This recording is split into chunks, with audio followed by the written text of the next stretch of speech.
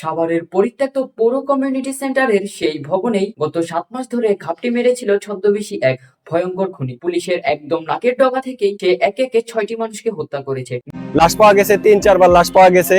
এটার কোনো পদক্ষেপ নেওয়া হয় নাই। আমাদের এদিক দিয়ে চলাফেরা করতে এখন ভয় লাগে। এই যে সামনে এত বড় একটা আর্মি স্কোয়াড, এইটা থাকা সত্ত্বেও আমরা দেখি প্রায় মানে পুরো রাতে এখানে আর্মি টহল চলে, সবই চলে, তারপরেও কিভাবে এখানে লাশ পাওয়া যায়। গত 18 জানুয়ারি রবিবার ওই ভবন থেকে আগুনে পোড়া 2টি লাশ উদ্ধার হওয়ার পর বেরিয়ে আসে রক্তিহীন করা সব তথ্য। স্থানীয়দের ভাষ্য, খুনি একজন ছদ্মবেশী ভবঘুরে।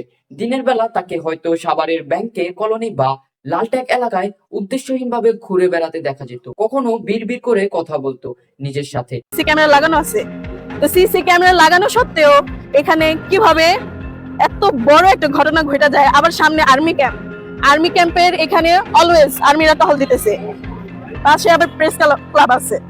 মানে সবকিছু মিলে এত প্রশাসনিক জিনিস থাকা, আবার সামনে কিন্তু পুলিশ ফাঁড়ি আছে, হ্যাঁ থানা, মানে সবকিছুর মধ্যে আমাদের এই যে সাভার কলেজের স্টুডেন্টরা আমরা যাতায়াত করি, সবসময় আমরা স্টুডেন্টরাই থাকি, কিন্তু এটা দেখা গেছে অফ ডেতে হয় বেশি। পুলিশ সূত্র জানায়, সাভার পৌর কমিউনিটি সেন্টারে একে একে মরদেহ উদ্ধারের ঘটনায় তদন্ত জোরদার করা হয়। সর্বশেষ রবিবার দুপুরে কমিউনিটি সেন্টারের 2য় তলা থেকে নতুন করে 2টি মরদেহ উদ্ধারের পরপরই ঘটনাস্থলে পৌঁছে আশেপাশের সিসিটিভি ক্যামেরার ফুটেজ সংগ্রহ করে বিশ্লেষণ করা হয়। সিসিটিভি ফুটেজে দেখা যায় কাঁধে করে ভারী কিছু নিয়ে যাচ্ছে একটি লোক। খুনি কোনো পেশাদার অপরাধী নয়, বরং থানার সামনে ঘোরাঘুরি করা পরিচিত এক ভবঘুরে। নাম মশিউর রহমান খান সম্রাট।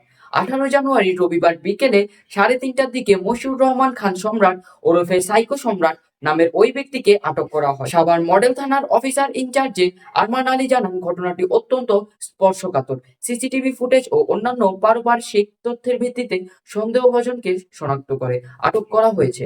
প্রাথমিক জিজ্ঞাসাবাদে সে কিছু গুরুত্বপূর্ণ তথ্য দিয়েছে, তবে বিষয়টি এখনো তদন্তাধীন। আইনি প্রক্রিয়ার মাধ্যমে সবকিছু যাচাই করে পরবর্তী ব্যবস্থা নেওয়া হবে। পুলিশ কর্মকর্তা আরমান আলী আরো বলেন, আমরা ঘটনাটি খতিয়ে দেখছি, বিস্তারিত তদন্ত শেষে আপনাদের অবহিত করা হবে।